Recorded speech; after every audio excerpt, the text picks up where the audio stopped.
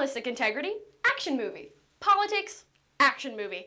Democratic government putting out a movie about the death of Osama Bin Laden to inspire patriotic votes? I vote action movie. Hello world, this is Alexandra Cardinale and you're watching The Meme Factory.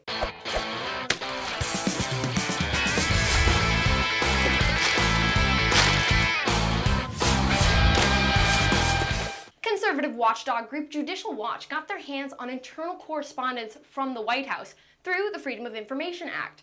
Because you can just, you can just do that now. Just casually collect private government emails. No big deal. These emails from inside the White House and the Pentagon discuss how both organizations were unusually cooperative with filmmakers researching the SEAL Team 6 raid that led to the death of Osama Bin Laden. Screenwriter Mark Boal and director Kathryn Bigelow both won Oscars for their dramatic film The Hurt Locker. Their new film, called Zero Dark 30, is about the raid that went down in history. It's scheduled to release in December, after the election.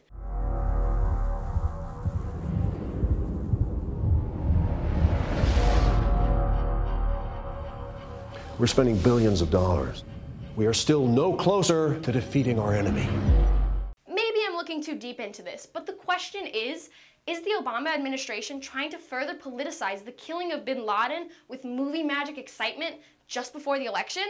As a politician, I'd sure as hell make that move. Of course I would.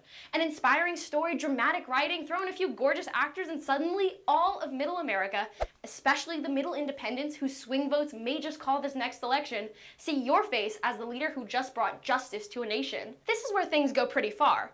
There are multiple high-level national security officials bending over backwards to talk to a screenwriter, including CIA Director of Public Affairs George Little, staff spokesperson Marie Harf, and Assistant Secretary of Defense Douglas Wilson. Little is now the press secretary of the Department of Defense, and Marie Harf works for the Obama campaign.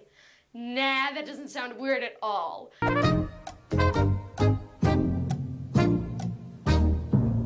Emails show that then CIA Chief of Staff Jeremy Bash saying he hoped he could unclog the filmmakers' access to Special Operations Command. The emails also show that Boal was dictating the schedule, asking them to meet during the windows he had already decided to be in DC, while Marie Harf recommended that special officials meet with Boal and Bigelow. This is all insanely beyond what any investigative journalist, and certainly the public, gets to know. Lucy Dalglish, executive director of the Reporters Committee for the Freedom of the Press, said it best. If these filmmakers got access that trained national security and military reporters did not, then it's telling the public, we're not going to allow trained journalists to tell this story. If you want to know what happened, go buy a movie ticket. The whole situation looks a bit shady.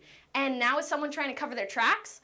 During Boal and Bigelow's research visits, the movie was scheduled to release before the November election, but it was since pushed back to December.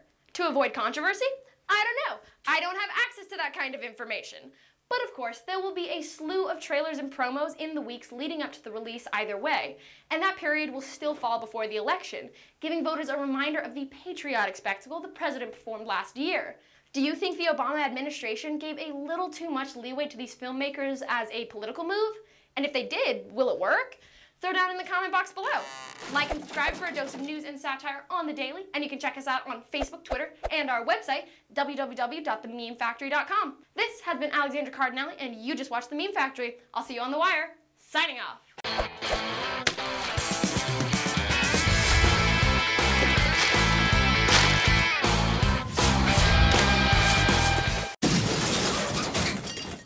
No, not what I wanted. Psh. The Department of Defense, and can't talk.